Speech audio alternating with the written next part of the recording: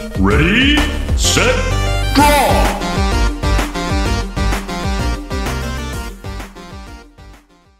Hey guys, welcome to our first episode of Ready, Set, Live. My name's Tyler.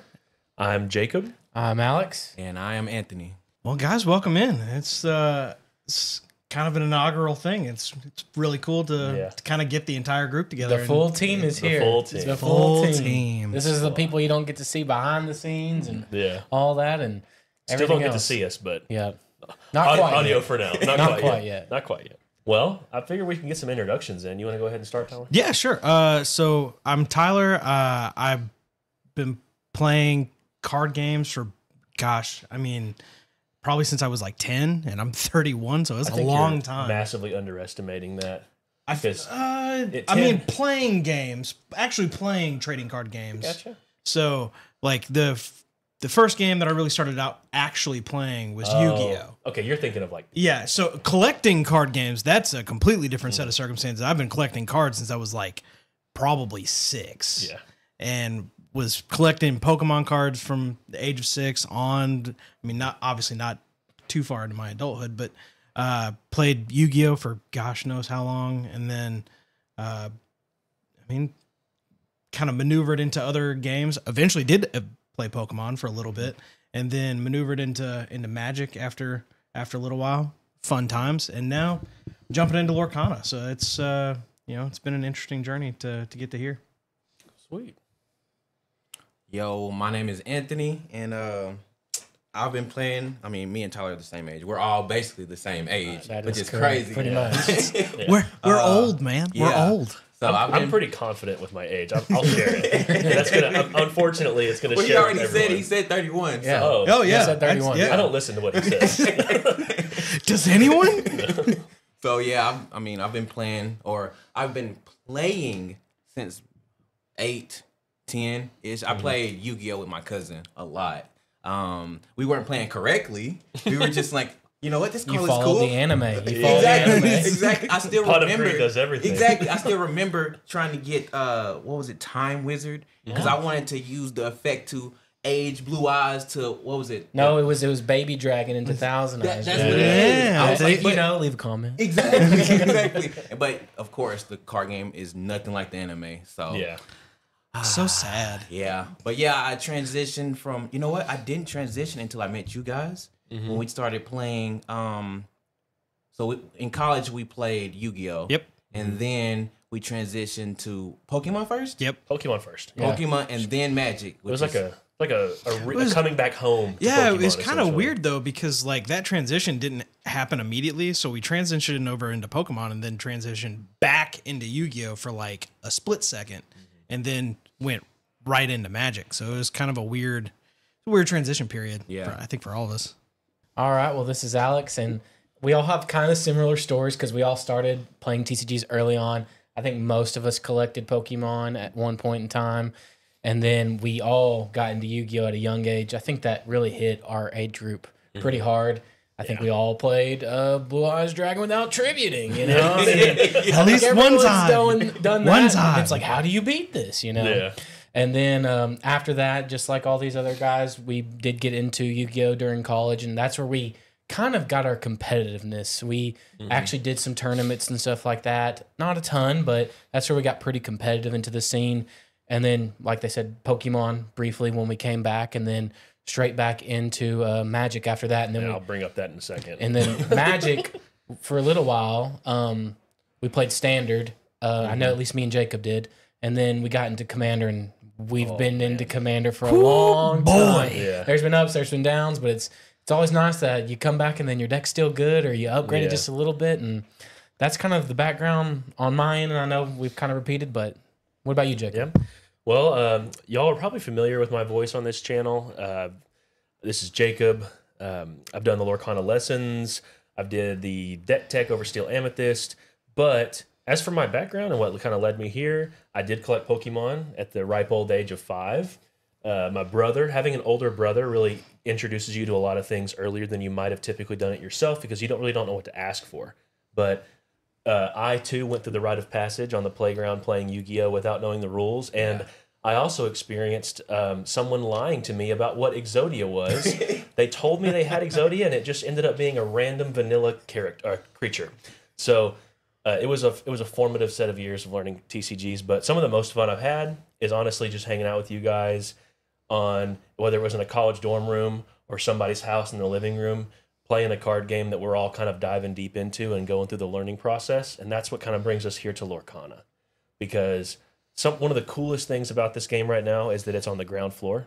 It hasn't even released yet. We're recording this at the end of May, and still got 2 months, 2.5 months. It's been super cool to see the formation of a game, like all the community building, all the things we're like speculating all the cards and stuff. So yeah, just real quick to kind of transition the topic past introductions, just something we enjoy about card games. I'll let that be my answer, that it's the social aspect of it that I enjoy the most, and like getting to know people. I know at like locals for like Yu-Gi-Oh or Magic, I think I catch some people off guard at the table with how conversational I am with them and like getting to know them, just because I like being around people and talking to them. And I probably talk too much if I'm being self-aware for a second. So with that being said, Tyler, how about you? I can definitely agree with the social aspect of wanting to be a part of that social scene. I would also agree with the fact that I probably talk too much. But at the same time, like, I think as I got older and I got more into card games, I realized how competitive I wanted to be. Mm-hmm. And it kind of became this like, kind of this feeling of like, okay, it's great to be social and it's great to make friends, but sometimes beating the absolute mess out of somebody in a card game is so satisfying in its own way. And having that look, because like you make relationships with people, like it's one thing to just be social, and how we kind of created our friend group. Like obviously me and you have probably known each other longer than anybody else at this table. But like just the mentality of just like kind of creating a friendship out of nothing because you happen to like the same card game is kind of it's a cool aspect of the trading card game. I don't want to call it religion. It's it's kind of that aspect of like, you play with each other, you socialize with each other, you talk about the game. It's kind of, something that you can enter the social situation with the understanding that you already know that person likes something you like. So the conversation's already set up for you. Oh yeah, for sure. All right, what about you, Ant? I mean, y'all really touched on it heavily. I mean, because it's like that one thing that heavily connected us. Like we all have like different things that we enjoy, or it's weird because we're all kind of the same, but we all have different interests and stuff. Yeah. And the card games really, really anchored us, Like I said, like, it's crazy though, because in college, we didn't play it first. It kind of just happened. Like somebody mentioned it. I don't know who it was. We had free time and an awakening of nerdiness. That's what because you always had video games. You always had video games and stuff, but the card game was like we're sitting down playing together, not just online. And because we're close friends, you feel comfortable saying, "Hey, bro, do you like Yu-Gi-Oh?" You're not going to bring that up with a stranger. You say no, but then next thing you know, you like Yu-Gi-Oh. You say no, but I see that dark magician in your pocket. Exactly. Because I'm pretty sure we started off playing Pokemon, right? Yeah. Pokemon was first, and then we had it was like a blizzard or something. We had Snowstorm. Oh yeah, I remember that. That's what it was. Yeah. Wait, no, it's 2011. Yeah, 2011. Gotta be 2011. Because gosh, I remember that. Yeah, that was a lot of fun. But yeah, like the social aspect is pretty heavy. But on the other side, I do like the aspect of creating something and then seeing it win. Like for sure, seeing it do what it was meant to do. Exactly. Yes. Yes, and then like Tyler said, just beating somebody, and then like to the point where you like, okay, yeah, my stuff is better than yours. You go ahead and admit it. Next thing you know, they got a brand new deck. How many times does that happen, fellas? Oh man, you get destroyed, and next thing you know, you're rolling up with a brand new deck. That's called the Friendship TCG Arms Race. That's what that's called. Yeah, but yeah, what about you, Alex? So for me, I mean, I'm gonna go ahead and use the broad socialing yes as well. I think, we're all friends here sitting at this table, and literally have a podcast starting right now or a live show, whatever we want to call it. But we have that going right now because of the social aspect. The other thing for me is I do enjoy the deck building side. It's super satisfying to start with the rough build and then you play it and then you tinker it. Refine. And I like refining. That is one of my favorite aspects of it, is just getting something perfect. You have your theme, you have your, what you want. It doesn't have to be the best deck in the world, but you refine it to the best of its ability. Yeah. And that's one thing. And then the last little tidbit I'll add is the treasure hunt aspect. Oh, yeah. TCG Player kind of ruined it and some of those things, even though I love it. And I love those, being able to buy cards online. But it's always fun walking into a local card shop and going, holy cow, they have it. Right. And then you're like, I got to get this card. I feel like 100% there should be a small shout out to Troll and Toad for being like where it started, the OG. Yeah.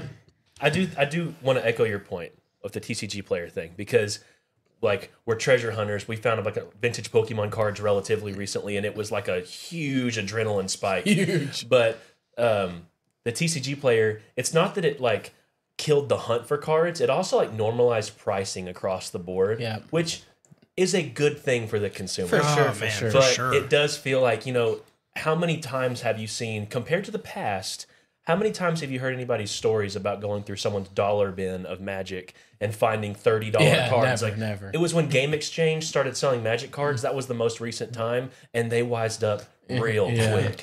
And it's funny that you say that, because I even know recently of like going out of town and going into a local card store there and walking in and being like, okay, well, hey, they have a dollar bin, and going through it and finding like randomly like cards that were just like 10, 15, and it's super 20, fun. And I was just like, do you guys not look at your stuff? They do. They just don't know what they're looking at. Yeah, apparently. But it's so weird, like to walk to be on the far end of what that used to be, where it's like we've had, like, the community itself has had time to grow in the, like, hey, what are the prices of these cards?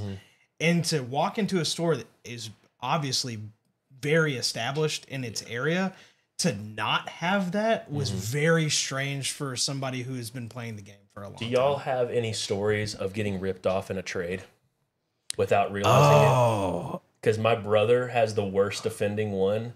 He had a hollow, I believe it was one of the evolutions of Jungle for Pokemon, and he traded it for a Doug Trio because he had never seen a Doug Trio before. And so which means it's rare. So it was a rare card technically, I think. Just not foil. Just but not foil. Just but not he had never that seen rare. it before. And I learned the lesson from him. Not, it was pretty it's nice being the younger brother. Probably for the best. Yeah. I feel like there was a lot of that in Yu-Gi-Oh, especially back in the day, when, like, early on, when the days of playing at Books A Million, those were good days, but those were like rough days, because sitting on the floor playing at a bench is just like, that was a normal Saturday. It made sense, but at the same time, people were ruthless, because the moment they found out how old you were, they're like, oh, try to get you. Okay, so you're naive. Yeah. And immediately like, oh, I'll trade you this for this. I'm like, oh yeah, no, that's really cool. No, it's not. Like, the card that you just traded them was 30, and the card that they traded you was like 2. Yeah. You think about it now from an adult perspective, and you can reflect on that and go, wow, that was a terrible person. Yep. Right. I would never do that to a child. Right. I remember early on too, when relatively early on, even when we were trading, and if it was a child, we would like say, hey, where's your dad? Yeah. Like, 'cause you want this because it's cool to you, but like, it's more valuable. Like, I could rip you off easily right now, but we wouldn't even do that to those kids. No. Like, No, 100%. Like, the older we've gotten too, like, you see a kid and you're like, you're so glad that TCG Player and those things like that exist, because the kids know now. You know what I mean? Oh, yeah. It's different than when we were kids, but the kids know now, and you're like, hey, look, I use the app. I scan this card. Let's scan it. It's nice to be upfront with them. And then if they don't know and they're not aware, they go, oh, that's a good idea. I can use that now. Which that's one of the things I liked about the Magic community. You know, that's where we were right there before we came and transitioned into Lorcana right now. But at least our local community was always pretty good about comparing and showing and doing good. And no one getting ripped off because it never feels good. And local game stores, you know, it's really nice to see when they do push for like fairness and equality. They don't just like sit there and let things happen. Like, you know, for sure. Sometimes they're up front and sitting there. You know, there's a kid over there. They're walking around doing their things. You don't want anyone to get ripped off. And I think Jacob can attest to the fact that, like, obviously, you know, you talk about your brother. I mean, I've got firsthand experience now talking about my nephew. Yeah. And kind of going through that, you know, situation of being the adult, looking at this kid who obviously I love to death, but is so naive about card games. Not so much anymore. He is 11, so he's taken some time to learn, and he learned very quickly at a younger age that it's like, hey, you should probably really look at some of this stuff before you just like, oh, I want to trade this for that. And I'm like, do you know how much that card is?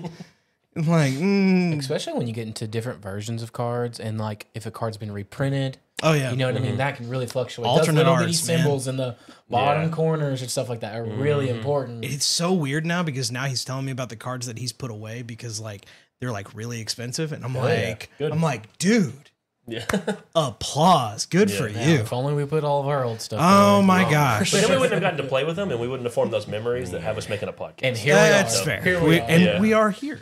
Well, so we've talked about our past. We've talked about what brought us here. So just for a sec, let's start to get to the meat of the issue here. We got Lorcana on the table, ready to go in about a month or 2 months. 2 months, 2.5 months. I want to say like we have less than half the cards still, and I just want to give a clap. Oh yeah, I'm impressed dude. with what I've seen so far. I mean, collectability, playability, it's been fun. So let's just talk about what is it about Lorcana that made you, because I'm sure all of us kind of agreed that we wanted to do this, but maybe for different reasons. So if you don't mind, I'll start just by saying the reason why I was interested in building a channel around Lorcana. So all three of us, or all four of us at the same age, probably had a lot of exposure to Disney movies. You build a nostalgia to characters. Pokemon got that grip on the child mind, you know, as a nostalgia thing. Disney had the same grip, but we never would have dreamed we would have had a Disney card game to play that was released like this. So one, it feels like a game that has staying power, which gives me more faith. The only reason I got into Magic was because you showed it to me in the car on the way to his wedding. Then I was like, oh, it's been around for 20 years. R.I.P. I have faith that it will stick around, you know? So with Disney promoting this game, I also saw the opportunity of it being a ground floor thing. And I was like, well, how big are the creators who are covering this game? And it was not, I'm not disparaging any creators out there. It's just the following size of this game as a whole is not quite as big for really anybody yet. And I felt like it was a great opportunity to get on the ground floor of something that had a small community, but that also is a good thing because it means everybody kind of tight knit. It's like a small town. Everybody knows each other, and it's a good source of like you can have collaboration with people. The window was open. We just had to prove ourselves and like what can we bring uniquely to the table. What did we have to say with our voice? And that was an exciting opportunity for me, with an IP that I love and game mechanics that seemed promising because we did get in a little late compared to some other people. We knew the rules of the game roughly around the time we were getting into it. Some people had faith back in August of 2022. Yeah. But which is incredible. Shout out to Citizens of Lorcana. But what about you, Tyler? You know, I mean, I would probably agree with a lot of everything that you said because, I mean, the IP is easily one of my favorite of basically all time. Like I'm a person who likes to quote movies, and probably one of the few movies that I quote more than anything is Lion King and Aladdin. And so to have those characters on a trading card that goes to a game that you can actually play. It's not just like, oh, this is, you know, you're collecting them or whatever. No, this is not that type of game. You're playing a game. Yeah. And each character, the flavor text is awesome. The idea behind each character, I mean, easily, you know, one of the coolest things about Disney is that it kind of brings everybody together because everybody grew up with it. And so to have a trading card game that you walk into and you're like, I know every character Yeah, that's nice. of this game, and I'm so excited. it's that mentality of like just walking in and being like, I don't have to guess who I'm playing. I didn't know who Chandra was. I was about to say before- No, for sure. I was gonna say that like we got into Magic so late that it was like we had like, none of the who- lore. who We the- knew nothing. But that's What's not a really their planeswalker? That's you not know? really their strong suit. They're a gameplay first. Yeah, game, yeah, sure. and- but still, But like, They don't like have we animated don't. series to go back from. Yeah, forever. and we don't have to guess anything about the game at all. Like like the characters are the characters. Like that's the great part about it. But Ant, what are you thinking, man? Like, My reason is gonna be a little bit different for everybody. Good. Because awesome. I'm down. like everybody has said before, we all have like backgrounds with Disney. I mean, Lion King was the first movie I've ever seen. Nostalgia, Ever. My mom, nostalgia. exactly. guys, Mufasa, I'm learning Mufasa, this. Mufasa. Jacob here. I'm learning this at the exact same moment y'all are. Thank you for sharing it. So I love me some Disney. But the biggest reason why I'm getting into it, or kind of getting into it, is because you guys are into it. Like I said, Lorcana or card games in general is like one of our anchors. It's like, one of the things that connects us. So because you guys have a heavy interest into it, I'm willing to give it a shot. So far, I haven't delved into it as much as you guys have, but just because y'all are so interested in it, I'm willing to, stick around. So being a part of it and making this channel, it's big. It's big. It's something that we're working on together. We're creating together. So, I just want to be a part of that. Yeah. So I think your situation is the situation shared by probably the majority of the people with the game the way it is right now. Because not everybody is willing to dive deep on their own, but it's their association with friends who maybe they have that friend who's going to dive deep already. Right. So I think you're in the majority with your take. So if you're a friend who hasn't dived in deep, there's some Lorcana lessons on the channel. And you should definitely share, if you're the deep diver, share it with your other friends. And actually, Anthony here's one of the testaments. I mean, he watched the very first Lorcana lesson. He was like, holy cow, I didn't even know all that. You know what I mean? It's very good detailed and everything. Yes. And it really is the perfect, getting someone into just to say, hey, look at this thing. Yeah. You may not be super interested, but see what it has to offer. And for sure. Jacob did a really good job on those. For sure. Oh yeah. As for me, we all have the same thing. I mean, once one of us gets into it and the next one gets into it, we all get into it. Usually you start, though. Yeah. I'm just going to go ahead and say that. I may have started this one too, did I? Yes. Oh, I did start this one. Dylan, technically, it's a shared friend of ours, but... Yeah, he but- shared the interest, and then I was like, hey, Jacob, look at this. Yeah. Hey, Jacob, look at this. And so to kind of play off of that, so as far as Magic is concerned, Magic was like, it was the night before, and you guys had talked about it on your way up. And then bought I was starter decks and then there. but I was the one that got up, got the keys, and we're like, So Todd, where you going? And we're like, It was we're only going to an idea. Walmart, It man. was an idea until Guys, we went and bought. I'm pretty sure ever since card games started getting sold in big box stores around the globe, I would bet most people, tell us in the comments below how you officially got your first cards for any TCG. Almost every one of them for me has started with a late night, unregrettable Walmart run. Unregrettable. Unregrettable. Because you have the confidence, and it's endorphins out the max whenever you're trying to do the research real quick. What's the best thing to get? And one of the things about starting this channel that's so cool to me is we kind of get to be that voice, that the angel or devil, depending on your perspective, on the corner saying, "Play Lorcana." Yeah. Do it.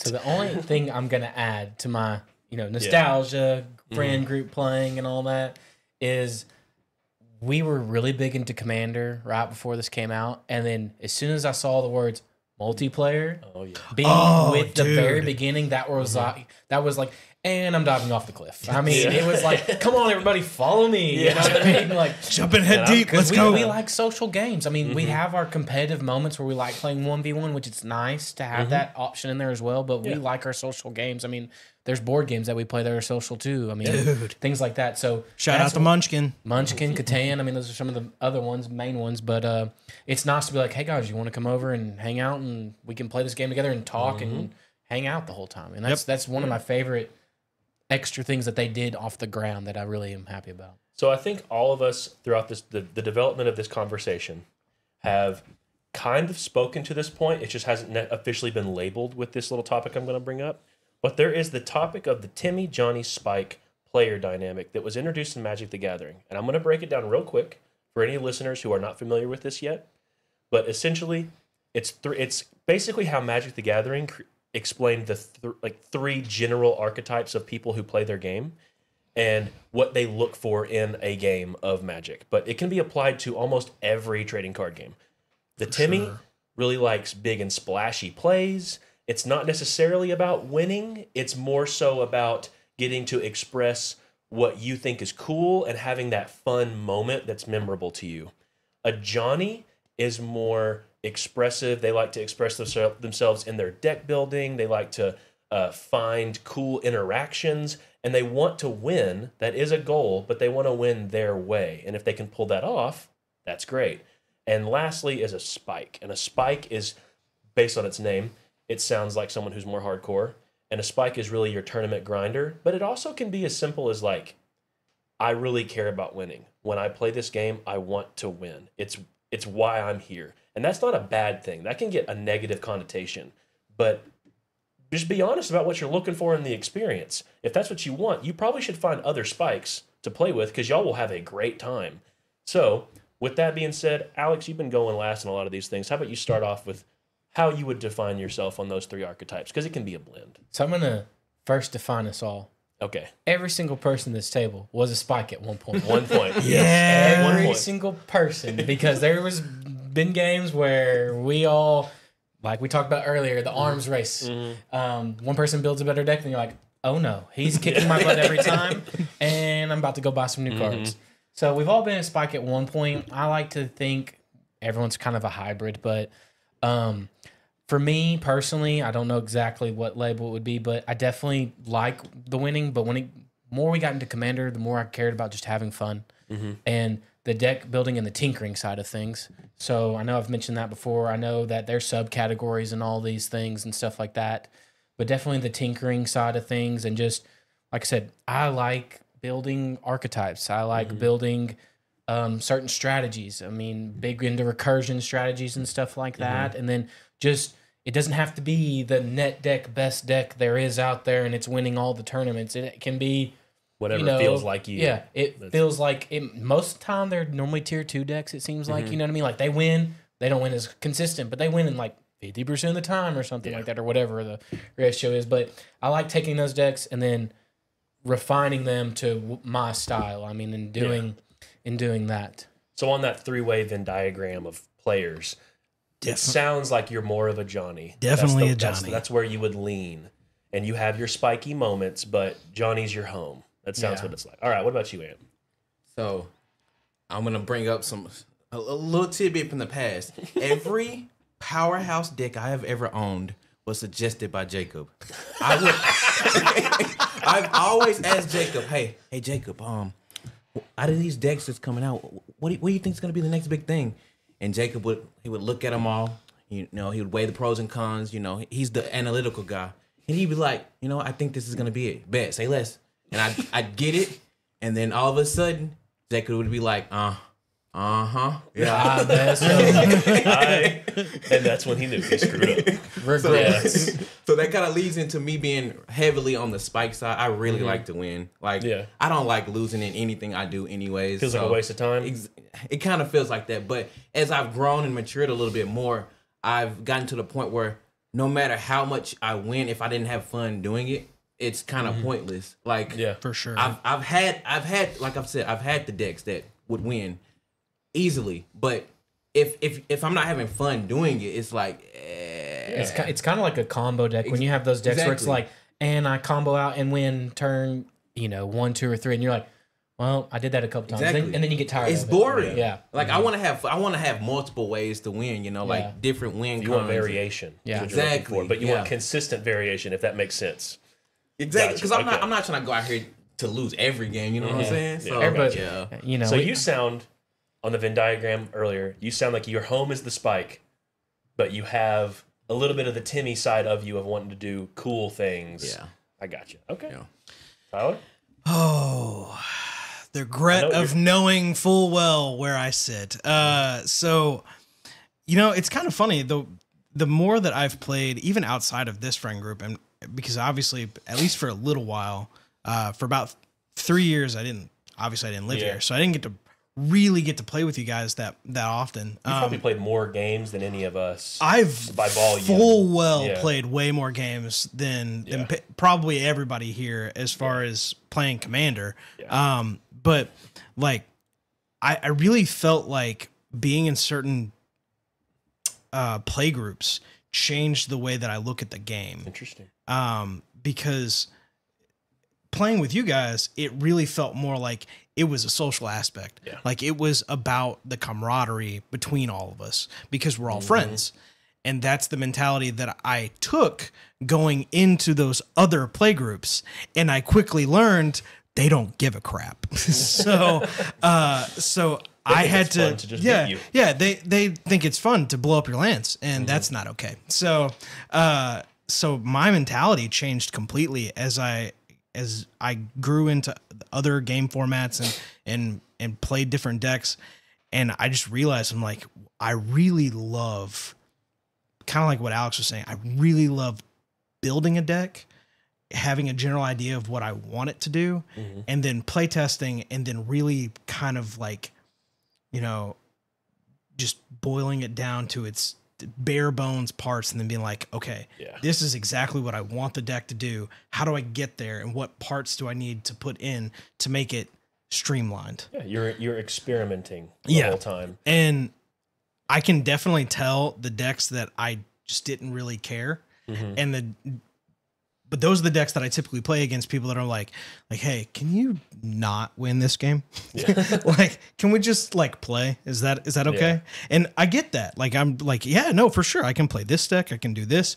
And then when people start, getting out of line, then it's that moment where like, the spike. Yeah. The spike needs to come out. I will put you into the ground right now. Well, I would say confidently you've been the most Johnny person I've known throughout my life, as far as like, especially when we played Yu-Gi-Oh! There were so many niche archetypes that I was like, Tyler, you need to stop. Okay, this is not going to win. Six Samurai is going to beat it into the ground, but you can try. I love winning against you. Keep it coming, but for your own benefit as your friend, you need to stop making Bujins work. Like you beat me with it. I'll admit. And was that not one of the best games you've ever played? Oh yeah, no, it was great. That's because you're a Johnny, Well, that leads me to Jacob here, and I will say I do have a unique perspective with y'all because I would definitely consider myself the Timmiest of all of you. 100%. Yeah, for sure. Because no, don't get me wrong. There's spike lane. If I am getting continually oppressed in games where I can't let my Timmy colors fly, then I get really upset and I get tilted, and that forces me to become the spike. You either die the Timmy or live long enough to see myself become the spike. That's kind of how some of the games have gone. Oh, for Yu-Gi-Oh! Sure. Got like that really bad. But as far as what makes me a Timmy, it's I have the most fun when I have some splashy play, some big creature in Magic, some cool big board in Yu-Gi-Oh! I think every game we've played, you've always been the ramp player. Yeah. Like you for like sure. ramping lands. Which is so green sad. Even something like Hearthstone. Even in Hearthstone, I love Druid, which is a ramping thing. Yeah. Oh, you were the ramp player to play the big fat creatures. Yeah. How do I get there the quickest? Yeah. Because I want to play something and have my opponent go, how am I going to deal with that? Yeah. And if they have an answer, then I'm sad. But if they don't, I win, and that's great. But Timmy is what I am, and one thing I want to dispel as a misconception with these archetypes is you hear typically a Timmy's a young player, and I do want to kind of put a hush on that misconception that just because you're a Timmy doesn't mean you're immature in how you play or you want childish things in the game. Being a Timmy is just valuing the fun in the interaction as a very important part of your gameplay experience. Oh, and we for all sure. have fun. Y'all, I'm pretty sure you all have a little Timmy living inside you, but that's just how I identify. Commander games of Magic and stuff are most fun whenever I'm like, man, I had a turn where I popped off. Which Commander's the best format for stuff like that too, because Oh, yeah. just because you're the spike and you're ahead of everybody. Well, everyone starts dealing with you, arch enemy scenario. And the next thing you know, little Timmy's got his dinosaur over there and he's smacking you for 10 or something like that. And you're like, holy cow, one more shot and I'm dead. That's what brings up in the Lorcana multiplayer aspect that's so intriguing to me is typically in an I want to win scenario, 1v1 is not as friendly of a format for you because if you're not playing against someone else who is valuing fun in that engagement, you're really going to get killed pretty quickly in that game. So in a multiplayer format, like Lorcana's already enabling for, with the really cool rules of like your win condition is not eliminating your opponents, it's building your own win condition. So in a multiplayer setting, I'm allowed to kind of set up my chessboard of pieces and kind of be uninterrupted for as long as I wish to be until I open myself up to interaction. Then it can start to introduce the players like affecting each other. It's a really like, I think casual friendly format for this, like a casual friendly way to play Lorcana, but it gives me a lot of confidence in Lorcana as a whole to like express my Timmy side of things. So now, kind of the last segment we're going to do here, just to get a little bit of a Lorcana-specific discussion here. We're going to discuss what our favorite cards are of the cards revealed so far. Towards the end of May, Ravensburger's been a little hush-hush on the cards they spoil, but some cards we're working on a little like partial information, some cards we know full well. And because we've had a lot of playtesting opportunity, I think it's important to note that a favorite card can be for different reasons. You can have a favorite card because you like the way it plays. You can have a favorite card because you really like the color red they chose. And the art really speaks to you. It makes you feel a good kind of way.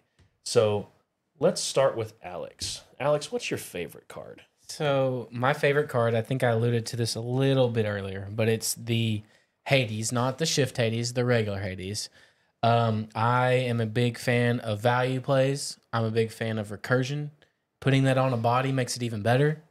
So the only downside to the card is it's not inkable, but I guess it makes sense with it being able to get you value, good value back. So the Hades is one of my favorite cards. Like I said, I enjoy recursion a lot. I mean, in other games, I play graveyard-centric decks. This one will be, I guess, banished pile or discard pile. Yeah, centric decks. Things I'm kind of looking forward to because I'm going to add that little bit into it. I kind of hope that they do a card kind of like Hades, or it could be a song, but where you play it and actually brings it back to the battlefield or to your main zone up there. And then another one that would be really awesome, and I don't know about y'all because this is the Timmy side of me, but a big song, I don't care if it's 9 costs like Maleficent or something crazy, or 8. Maybe 8's a good number. And it's a mass recursion song. And then maybe it only gets, 2 or less back, on the how much they cost. But something like that would be absolutely insane, and you can expect to see gameplay on that when the time when it's released. If that comes out, it'll be the first deck I make. So I'm gonna make it before you, and then I'm gonna play it before you, and I'm gonna ruin your fun. We'll see. We'll see. I'm kidding. All right, Tyler, what about you? As far as characters are concerned, like, I kind of go off of my childhood of cards that I absolutely love. And the moment that I found out that Stitch was a thing, I was like, oh, please, give me something good there. Not only is he a thing, he is a good thing. He is a good thing. It was great to see like Stitch as a character in the game, but then to get Stitch Rockstar. And that's really, that is my favorite card in this game. And gosh, just such a great card design. I thought the idea behind it was really cool, but to be able to just play a 1 or 2 drop, tap it, draw a card, play another one, tap it. Exert. We don't tap here, sir. We are exert. no longer commander players on this podcast. But you exert it, and you draw a card. Exert, draw a card. Exert, draw a card. It's just like it's easily the best replacement engine in the game. Like it's not close. The ability to just play a 1-drop and get that immediate kind of satisfaction of playing a 1-drop character and just, I'm going to draw a card now. And then I do think it speaks to your Johnny side a little bit too, because Stitch inherently encourages a style of deck around him. It immediately gives you a deck direction to kind of start expressing yourself. And it's kind of like you're just pick whatever 1 and 2 drops you like, and you can kind of throw him in there, and he can make it work because he's his own engine. Yeah, and that's pretty cool. Vroom, It can vroom, be splashed baby. with Vroom, vroom. different ink identities, which is also nice. It doesn't Oh, have yeah. to necessarily be one or the other. Now, I know it- in our play testing we've had like steel supported or amethyst, other pretty strong types. Yeah. But it's nice to see that you can, once we get more cards and stuff like that, it would be cool to see an emerald Yeah. version, because emerald's tricky. I mean, think Yeah. about Corella just Yeah. sitting there out there and tapping like, come on, swing at me. It's also a pretty neat little play on words here, but Stitch Rockstar has the ability adoring fans, and it's funny to me that Stitch Rockstar seems to be at least of the early cards revealed, the fan favorite of cards. Oh, yeah. He gets the most clicks, the most look ats, and he's a real popular card. Oh yeah, and it's because he's a rock star. I'm surprised you haven't done the Stitch voice at all. I don't know how many times that I've. And now it's gonna happen. You're just leaving it open for me. No, for the people at home. So for the people at home that don't know, I do love doing voices, and that's probably something that you'll probably end up hearing on the gameplay channel stuff, with gameplay that comes out in August. But I do love doing the voices of different characters, and Stitch happens to be one of my favorites. So Hanneman's family, Go ahead and segue to Anthony with your. which yes, Anthony, please. Stitch, please. Anthony, please tell us what your favorite card is. Oh my goodness. You're welcome, guys. You're welcome. Okay, so I'm gonna switch it up just ever so slightly.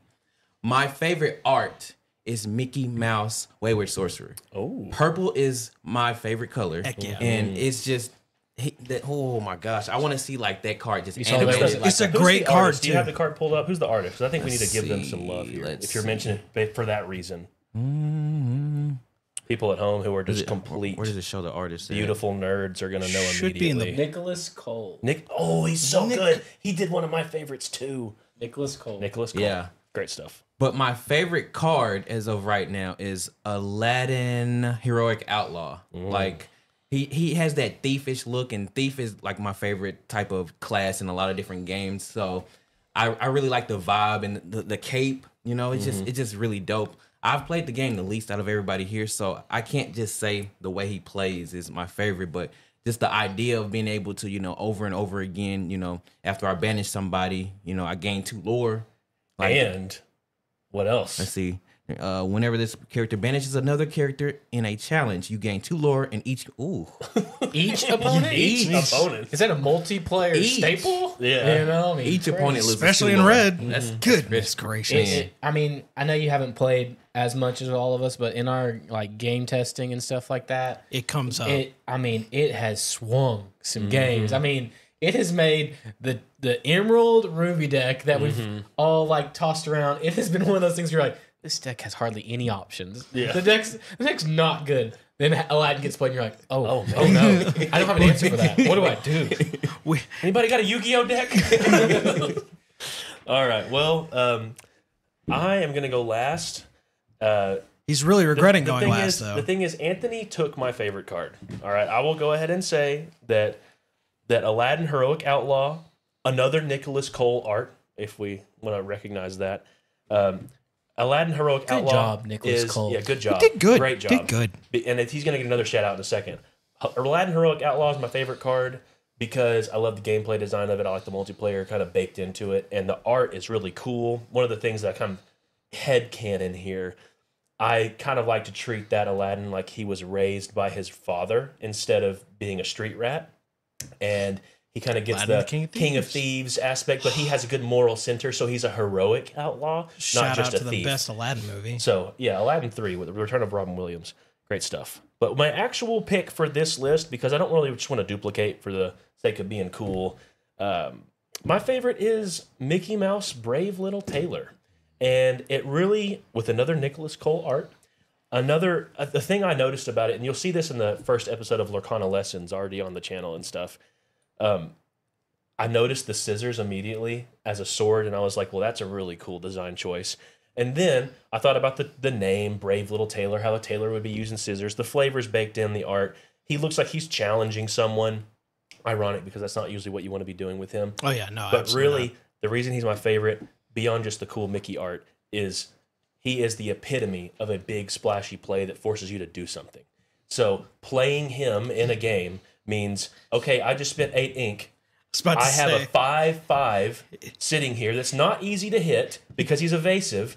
He swings for 4 lore on his quest, which is like 20% of your win condition. Which is crazy. In one quest, which is So crazy. crazy. So, ideally, in August, we will get a little bit better of like ink acceleration ramp packages because One Jump Ahead and Mickey Mouse Detective are not cutting it. Yeah. But ideally, we can get to that 8 ink point where I can play myself like 3 Mickey Mouse Brave Little Tailors, and I can just almost win off of one turn and make you deal with all 3 of them. That would be sweet. Some sort of ramp that's balanced. inkable will be so nice. Like, just, it can be understated, but inkable. You know what I mean? Like, give me some choice. Yeah. Or Give me 3 cost, Mickey, you know, like, but it's the song or something like it's 3 cost, no body on it, but it's inkable. Nothing has felt quite as bad as the times where we've played the Steel Sapphire deck, and Steel has some top end threats too. And you have the ramp package of Sapphire with One Jump Ahead and Mickey Mouse Brave Little Tailor, and you build up all your ink. You get to the point where you're like, okay, I have Brave Little Tailor, the other Mickey Mouse Detective. Mickey Mouse Detective, yeah. And it has Mickey Mouse Musketeer. Yeah. But 2 Mickeys. in for the price of Steel 1. Sapphire list, you'll have a gameplay scenario where you have a Beast Mirror on board, so you really don't care about having an empty hand. You can just you can exert your Beast Mirror, and with an empty hand, you can draw a card, so you can at least find something else. And then you are in top deck mode at the end of the game. You're really just hoping for a top end threat, and your draw for the turn is one jump ahead. Yeah. So then you have to spend Or 2 of your Mickey. ink just to get that card out. Then you can finally use the Beast Mirror and get yourself going. So it feels bad, but It feels even worse when the game ends and you look back at what that card was, and it was the card it was that the you card actually you wanted. needed. You're like, Yeah. you little. Sometimes the game just doesn't like you. Sometimes. well, that kind of wraps up our discussion for the day. Tyler, you want to send us off? Yeah. So guys, thanks for stopping in and listening to all of us talk about our past and our present and the near future of this channel. We're super excited about what we're doing here. If you're watching and you like what you're seeing and hearing, leave a comment, like it, subscribe. Definitely subscribe to the channel. We love getting new viewers and new people coming in. By the way, did you know that 86% of the people that watch our channel aren't subscribed? What kind of mess is that? 13% of you? Awesome. Okay, Mr. YouTube Analytics. Okay. 100%. All right. Anthony, Alex, y'all have anything else y'all want to share before we go? Not really. This has been a lot of fun, just doing it in this format, and I hope the viewers, the listeners, really enjoy it as well. Yes, and definitely let us know, because if this is something you like hearing and listening and just us getting together talking about, this was really broad. We had a few topics we wanted to talk about, but we just like the discussion. If you like that, leave a comment, please. We really try to answer every comment, or leave a like or something. We're always in the comments There's section. multiple of us. We'll try to put our name at the end just so you know who you're talking to. There's 4 of us right now in this. I'm sitting here talking, and that's the 4 people behind the channel. Yep. If you have any topics you want us to discuss in the future episodes, if anything's sounds like something you want our input on or want us to share, I know we had a lot of background we were discussing today, but we just wanted to give y'all an opportunity to get to know us as people. So, just sharing stuff about ourselves, but hopefully with the next episodes that we get into, we'll dive deeper into some Lorcana-specific content, but we'll always have our own personal background that we bring into our answers and stuff. So, yeah. For sure. Ready, set, live. Signing out.